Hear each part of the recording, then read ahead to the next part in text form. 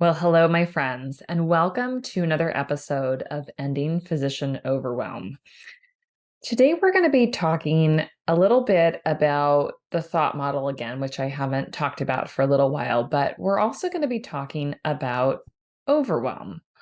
When I was creating this podcast a little over 2 years ago now, um, you have to figure out a name, right? What are you going to call your podcast? And of course, that's probably not what you start with. It's probably not the first step is trying to figure out the name, although I would argue it's a pretty fun step. But trying to figure out what are you going to be focused on? What are you going to be thinking about? What are you going to be sharing with the world? And when I decided on the name Ending Physician Overwhelm was because I really wanted to highlight parts of my experience that I knew were not unique to me. I see a lot of physicians, and of course, women physicians is kind of my area of focus, who, like me, looked like they had all their stuff together, looked like they were functional, looked like they sort of had the dream life, right? In my circumstance, right, I am married, I own a home with my husband, we have two children, right, working in a career. And that looks all well and good, right? Very, very nicely functional. But inside, for so many years, I just felt chronically overwhelmed. And that feeling ran just deeply through my life. And it was coupled with other feelings. There was resentment, frustration, um, just this feeling like I could never keep caught up. But for me, I knew that that was an experience that resonated with many people, hence me picking the name Ending Physician Overwhelm, because I would like to see us let go of living in chronic overwhelm. So, we're going to talk a little bit about that today because of some experiences that I've had with my past week. Before I dive into that, though, I did want to share something that a client of mine shared with me recently, which is that she was so excited to tell me that her coworkers had really noticed a huge difference in how she seemed to be doing. And they said to her, "You're so calm."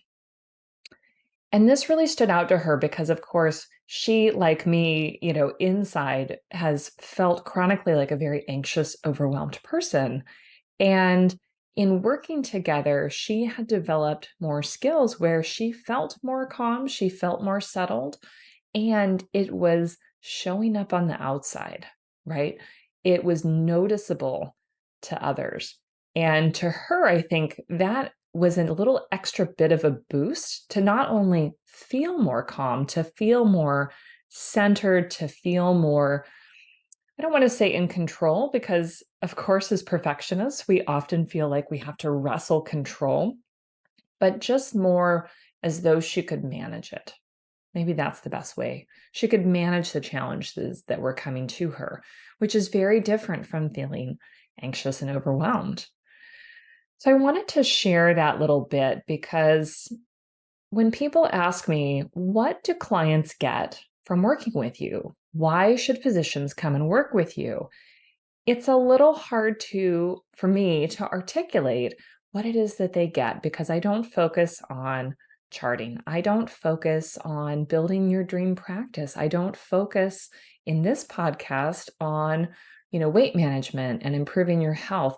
I focus on a lot of different things, but mostly on the ways that we feel inside. And it's a little squishy to describe, but I love sharing that story of how she felt more calm inside, and that calm translated into what others could notice of her, right? So important, so special. So as you're listening to this episode, if you're feeling like, man, I could really use some of that, I could really use a sense of more calm, both internally and externally in my life, then I'd encourage you to set up a time for us to talk. And we can talk about whether working together, whether having some one on one coaching is a great fit for you. I'd love to talk with you. So please don't hesitate to sign up. And you can find that on my website quickly, www.healthierforgood.com. Links, as always, in the show notes. All right.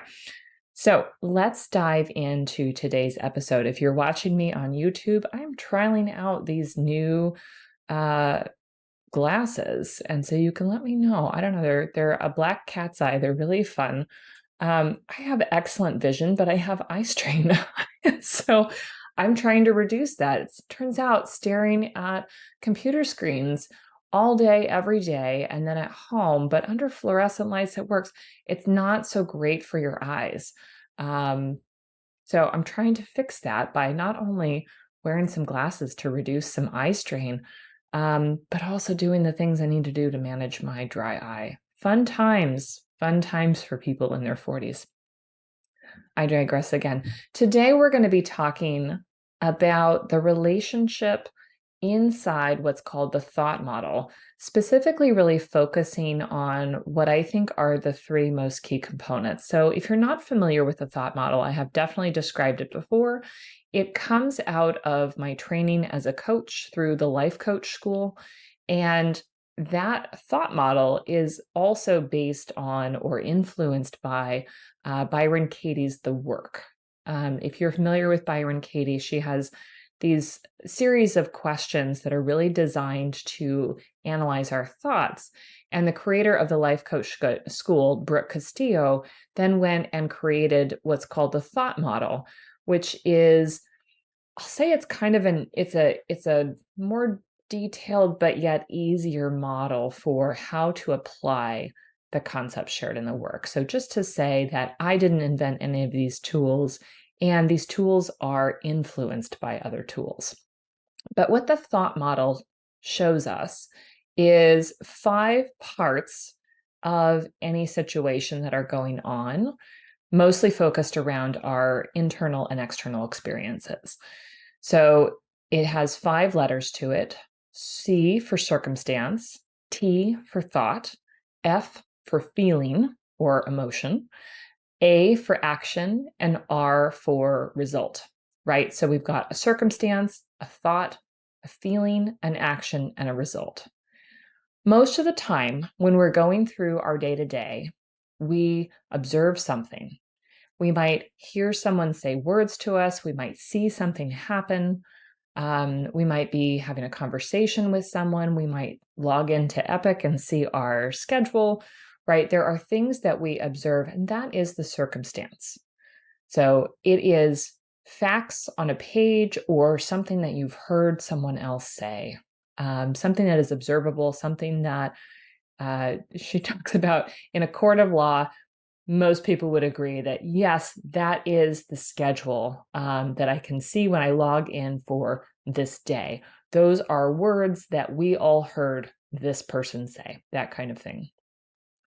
Most of us go about our day noticing circumstances, right? Again, seeing something, hearing something, and having an emotional response to it, right? That's normal. And we attribute our emotional response to that circumstance. We say, oh, my schedule was double booked and I'm feeling so angry, or I'm feeling so worried I won't be able to get through my day, right? We just notice that emotion. But what the thought model shows us is that in between the circumstance and that emotion, that feeling that we're having, is a thought.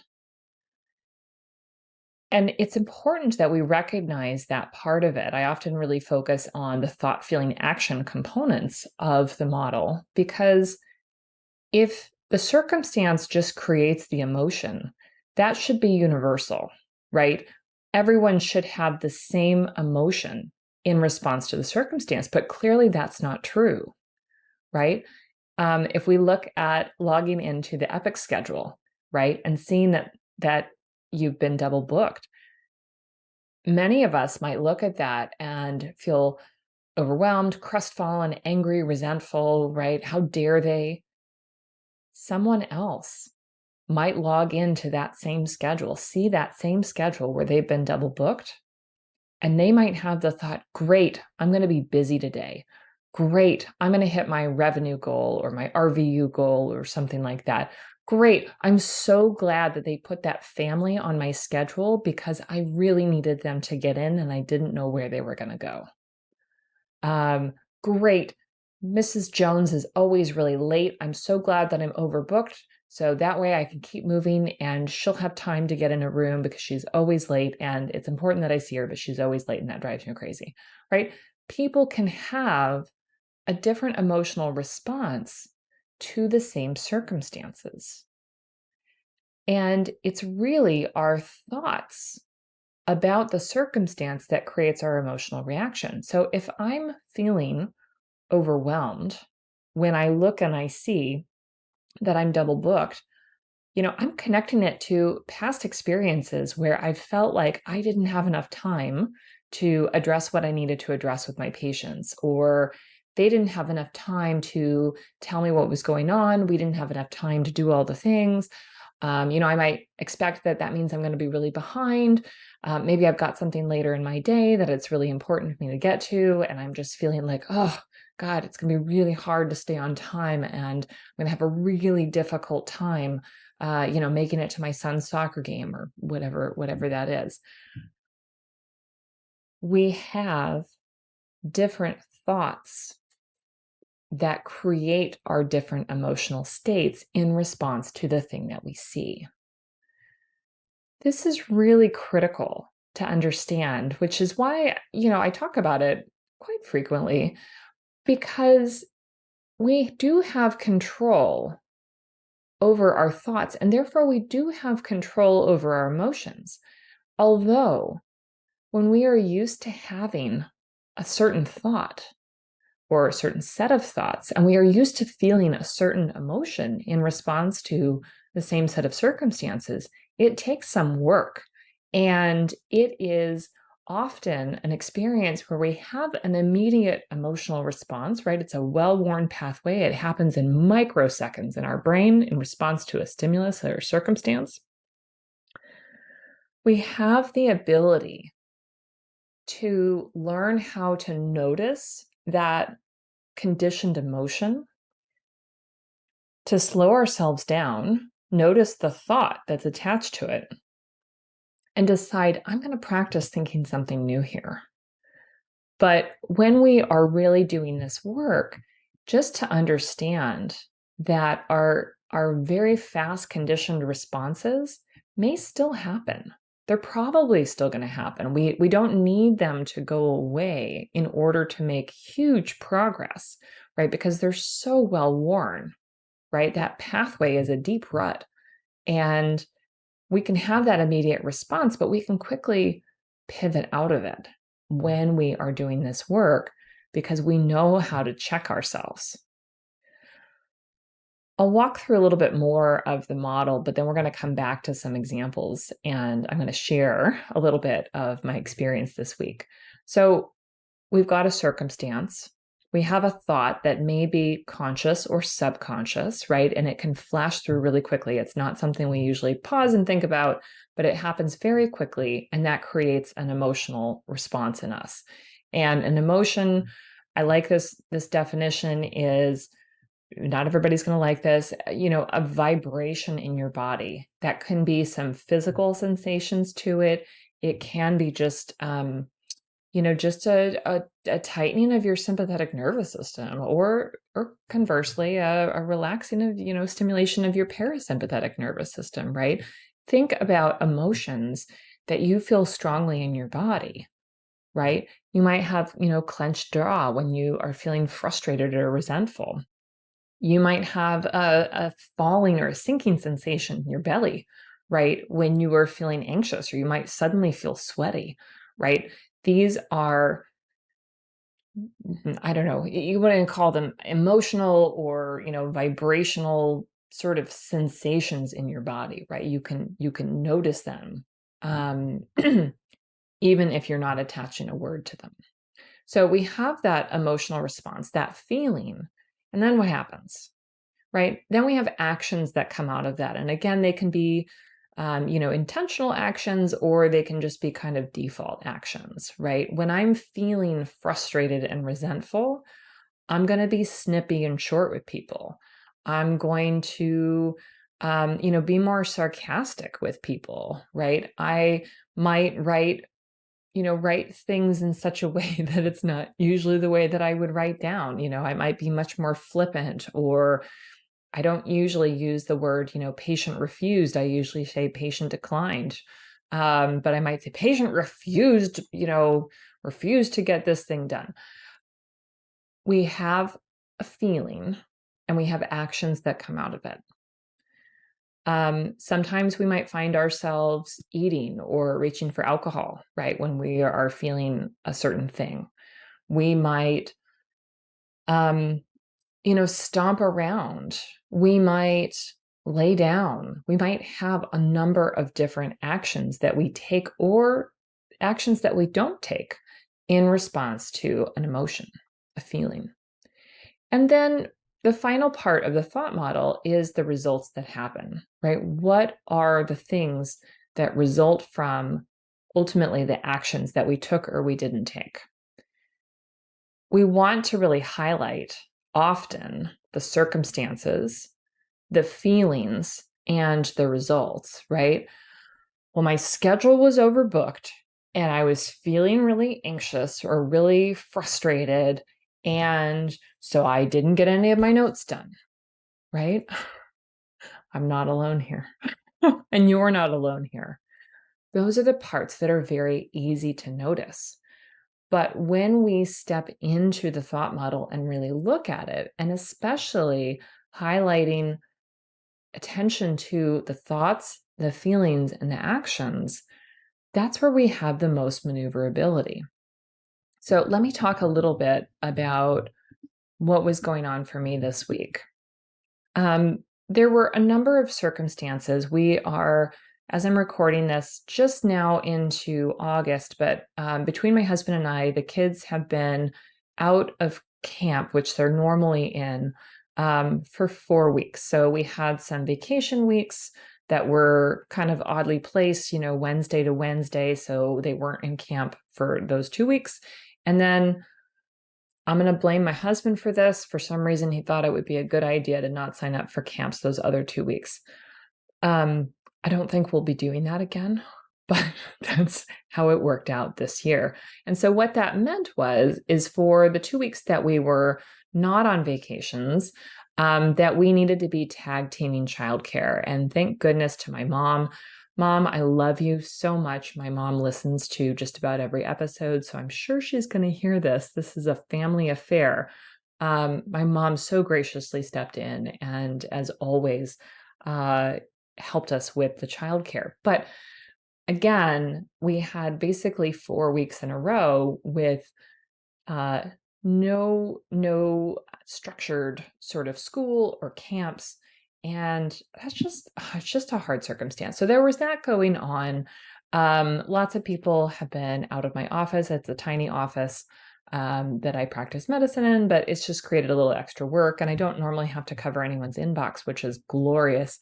But I did agree to cover someone's inbox. And I love this person, but her inbox was atrocious. And so I was back in the throes of like managing my own inbox, which was fairly busy, and managing her inbox.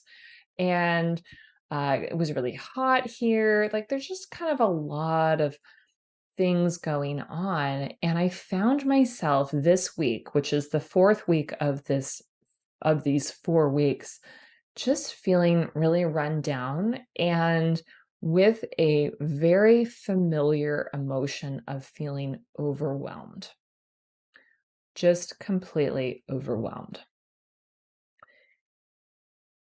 And I had to pause because it's not to say that I don't feel overwhelmed from time to time, because of course I do, I'm human.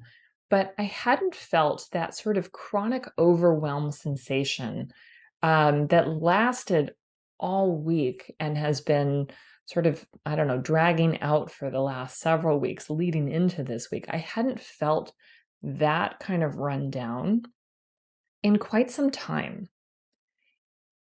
And I was, I don't know, I was feeling, kind of the same sort of, I don't know, heaviness in my body.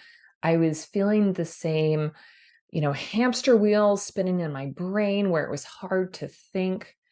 I had a lot of familiar old thoughts like, oh, I'm behind. I'm never going to get caught up. I don't know what I'm doing. I often spin into places of like, I look like an amateur.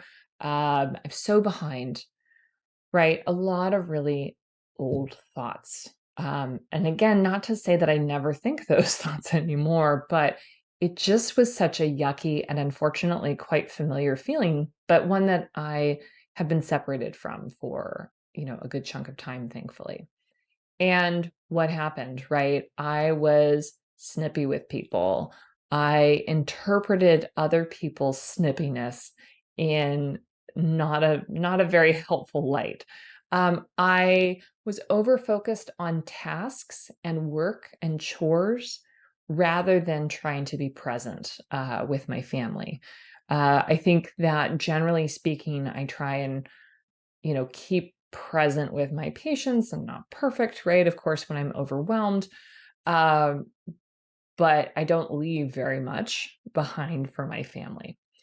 I start inventing new tasks, such that like I organized my bathroom drawer, which didn't not need to be done, but didn't need to be done when I did it, right? Because I was just like, "Ugh, I gotta get some order out of chaos here," right? We've talked about cleaning the junk drawer, right? Or deciding like right now that your oven needs to be cleaned or some silly, like not at all time sensitive task because you're just trying to get control over some kind of chaos, if you know what I mean, right? You're not doing your charts because you have to clean the junk drawer. That kind of energy, it does not feel good, my friends. So you invent new tasks that really don't need to be done right now. That's what comes out of me feeling overwhelmed. So all throughout the week, I was kind of like in this space, and very much had the inclinations to respond to it in the way that I always did to,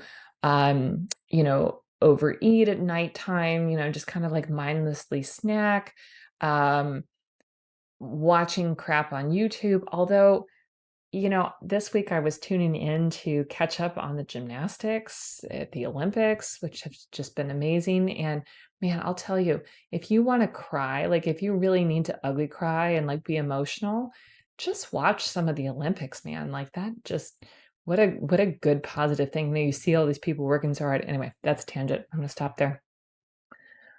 Um, but it just brought me back to this place where I felt again, this very old feeling, and it was just lingering and lasting. And I didn't like that. So I was able to pull myself out of it by reframing some thoughts, right? That well worn thought of I'm behind. Is that really true? Not really. Like, no one is telling me I'm behind. I'm not late on bills. I'm not completing notes. Um, we have food in the house, everything is paid. Uh, I didn't have a podcast recorded. I'm recording it right now, and it's a good 3 to 4 days before it's even going out, right? It's not actually behind. Nothing is actually behind. But I notice very strongly that feeling, right? And when we feel behind, right? When we feel overwhelmed in that way, it often is just not going to trigger things that are very productive.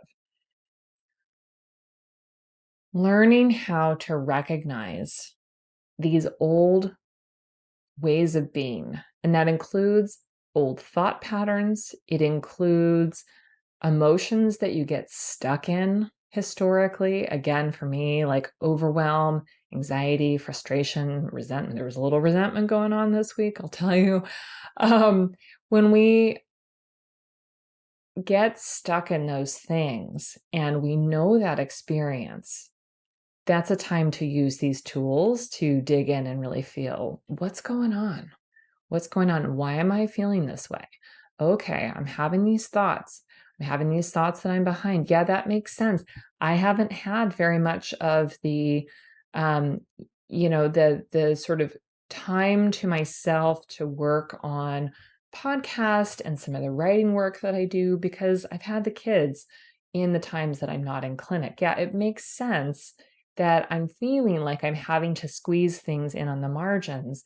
And, at the end of this 4-week period, it makes sense that that feeling is pretty strong right now, even though I'm not actually behind, right? It's just a sensation that's going on. And if I can recognize that, if I can recognize that I lived a lot of my life feeling chronically overwhelmed, chronically behind, chronically like I wasn't doing enough, and that drives me into busybody energy that's not very present, it's not very calm, it's not very centered, it's not very grounded, right? I have an opportunity to pause and say, hey, we don't do this anymore. I can tell myself, Megan, hey, I love you. I understand what's going on, but we don't like this. We don't like doing this anymore. This isn't good for you. So, what do you actually need? Do you need to go to bed? I did go to bed early, like ridiculously early one night. Do you need to lay down? I did lay down last night and rested my eyes like a dad on the couch. I'm just resting my eyes. Do you need to take a bath? It was cool enough that I actually took a bath one night. It's been just pretty hot here, so that hasn't appealed, but I did absolutely do that. Do you need to get some time for yourself? I definitely texted my husband today and said, "Hey, you know what? I'm gonna need some time without the kids this afternoon for sure."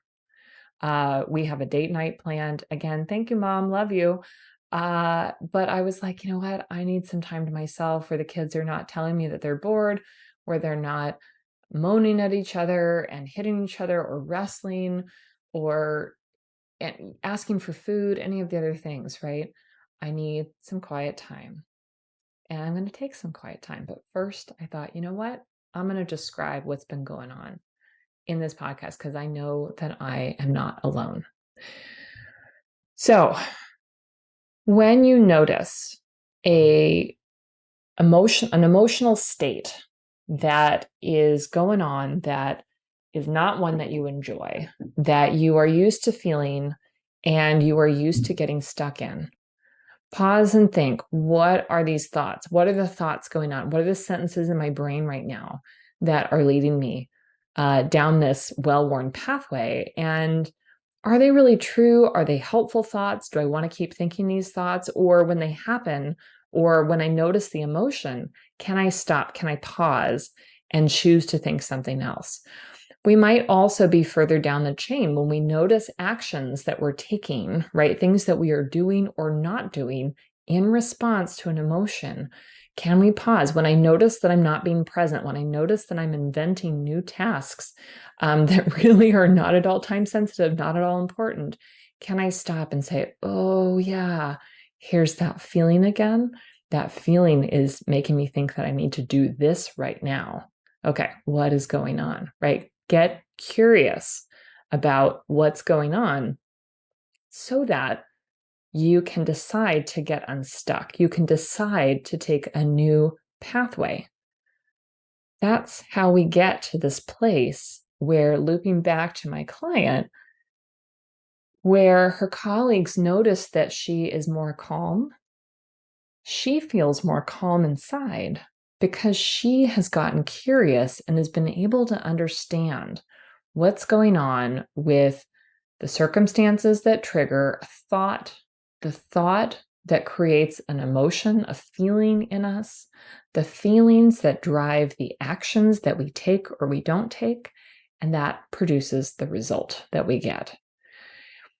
We don't use this tool against ourselves. We don't use it to say, well, I should be having different thoughts and I should be having different feelings. No, we use this as a tool of observation and creation and deciding a little bit, what else do I want to feel? What other results do I want to create? What other actions do I need to take? What do I need to be thinking and feeling in order to take those actions? We use it from a place of this sounds really Pollyanna-ish, but like, positive engagement, right? Positive creation of more of what we want in our lives.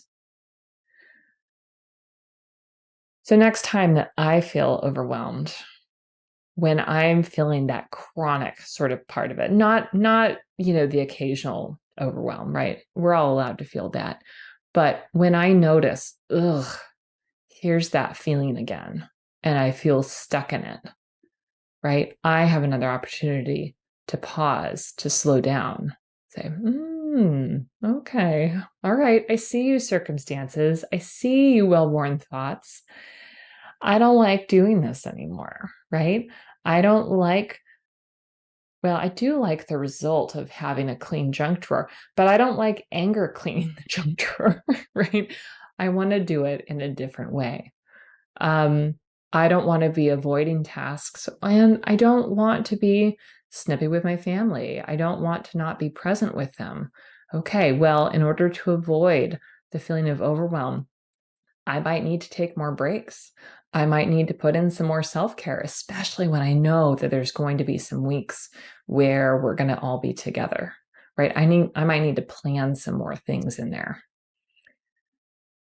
This is all a moving work in progress, and we're never going to be done with it, and that's okay. The goal is not to get done. The goal is to have it feel better and better, to create a better experience, to create more of what you want, and let go of these well-worn thought patterns that have you feeling stuck and whatever yucky feelings and actions that you're taking. All right, my friends, we are going to wrap it up there. I hope that this has been helpful. It's been a little while since I've talked about the thought model to that extent, but I thought this was just such a good universal experience that I was having this week. And just to see that the goal is not that we never go back to how we're used to feeling, but to notice when it's happening and to make some different choices, right? To get curious about it and be intentional. I hope that you have a wonderful week. I am so glad that camp is starting up again, even though it means that I have to make all the lunches. They need to learn how to do that. That's next task on my list. I don't think that they need to go into the next school year not knowing how to make their lunches in the morning. So wish me luck on that project. But take this episode, think about it, think about what parts resonate for you, think about what chronic emotion states you get stuck in, and do a little digging. And I invite you again, if you are out there and you're like, yeah, no, this always sounds good, and I just never sit down and do it, and I just never think about it, and it's such a good idea, and I just don't know how to get started. Let's talk. Set up a time for us to have a one-on-one chat. You can find the link again at my website, which is www.healthierforgood.com. Let's talk about how to work together and make this a reality in your life, the same way that it is a reality in my client's life and the same way it is a reality in my life. Not because we're permanently fixed, but because we are feeling better and better all the time. My friends, have a wonderful week. Take care, and until next time, bye-bye.